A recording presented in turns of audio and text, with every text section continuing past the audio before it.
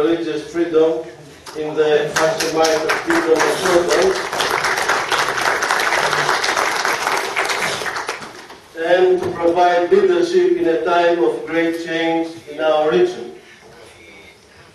We should draw on this great example of religious diversity and tolerance existing here in this beloved kingdom, and build further on the well-established initiatives that have culminated into the Amman message and the common word, which truly engaged both the opinion and efforts of communities around the world to strive to understand each other and see the religious diversity of the fundamental fabric of our society.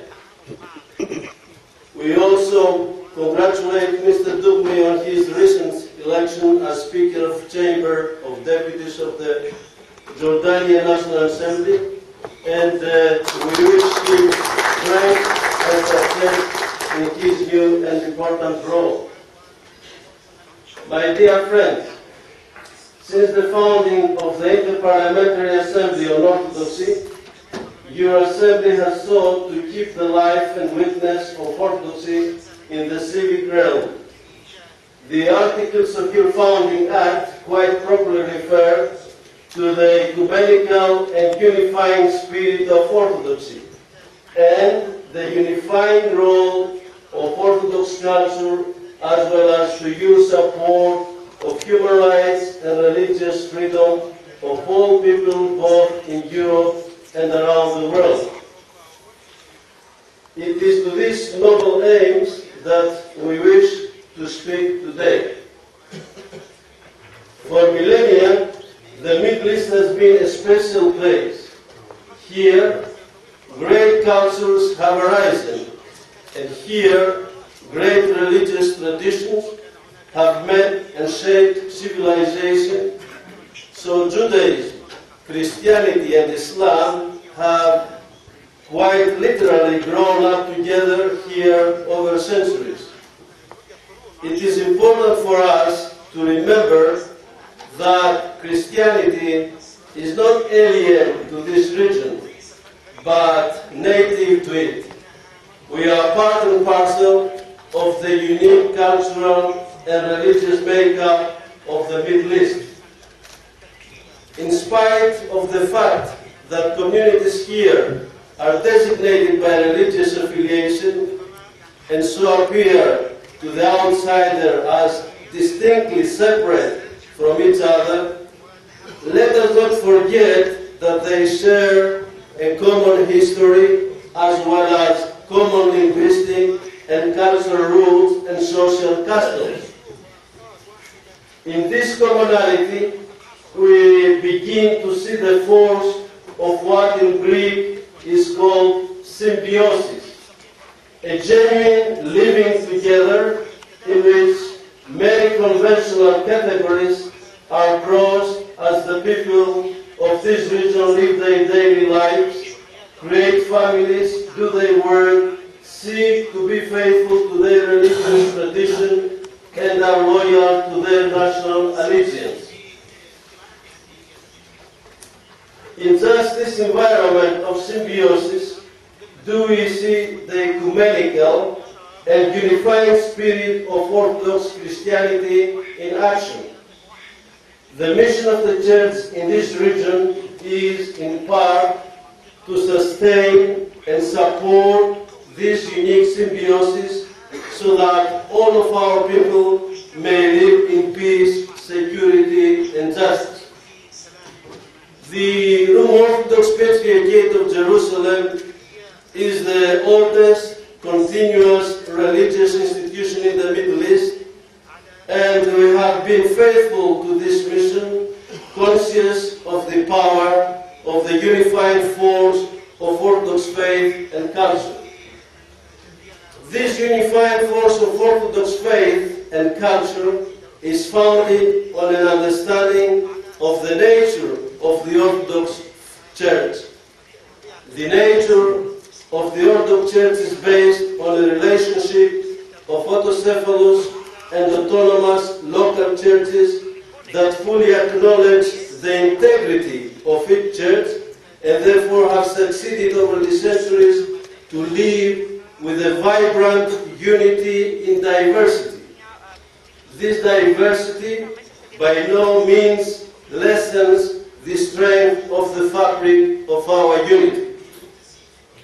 This means that the gift of cultural, linguistic, and national diversity, which so characterizes the local Orthodox Church, is not a threat to the unity of the Church, but a testimony to the true nature of the one Holy Catholic and Apostolic Church, and our witness throughout the oikoumene, that is the entire world.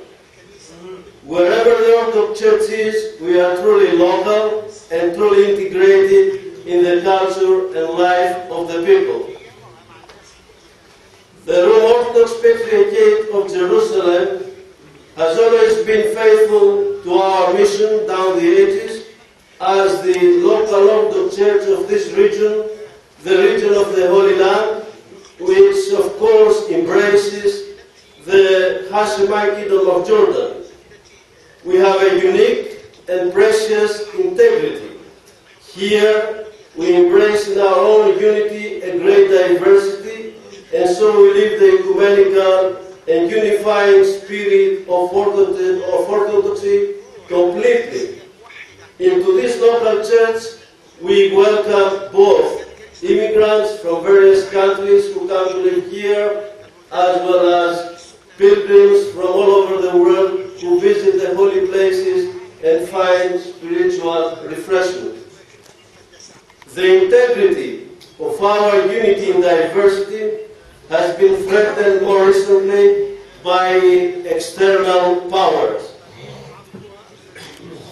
While we appreciate the concern that others have for the peace and stability of our region, we sometimes discern that under the pretext of concern for the Christian communities of the Holy Land, these external powers are attempting to make inroads in order to promote their own political purposes.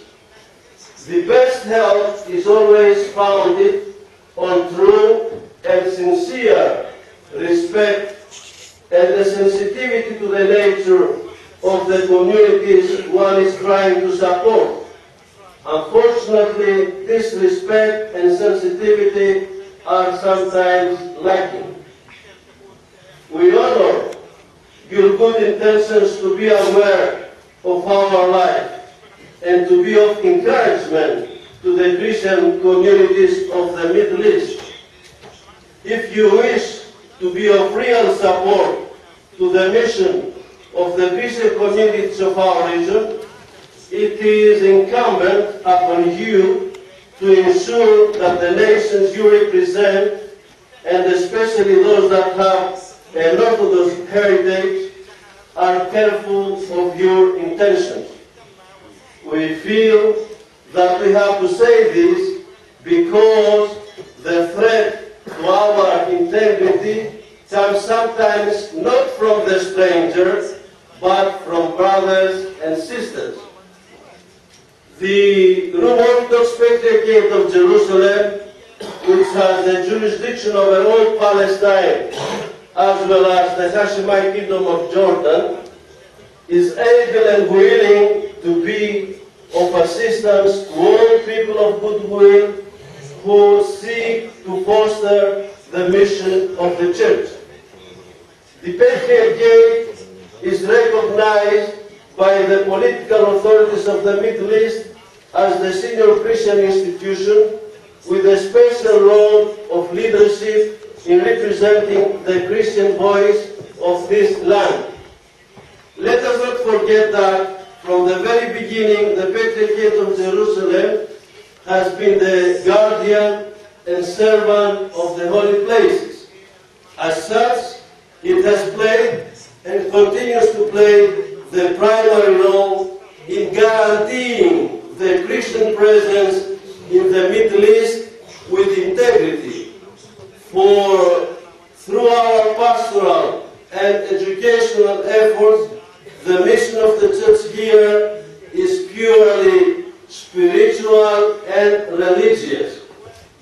However, in our humble opinion, the greatest threat to the ongoing life of the Christian communities here and in the broader area of the Middle East is the concern both for the fundamental issue of unity of religious communities as well as the future of the holy city of Jerusalem.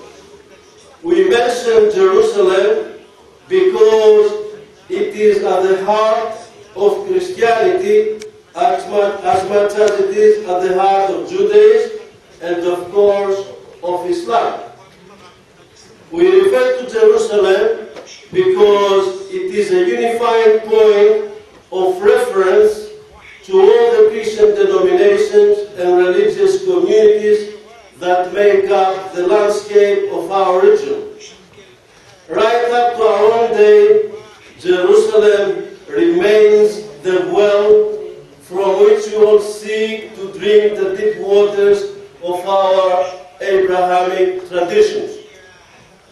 In any future for Jerusalem, the living presence of the church is essential, and we must do nothing that compromises the integrity of the local church and therefore of the local Christians.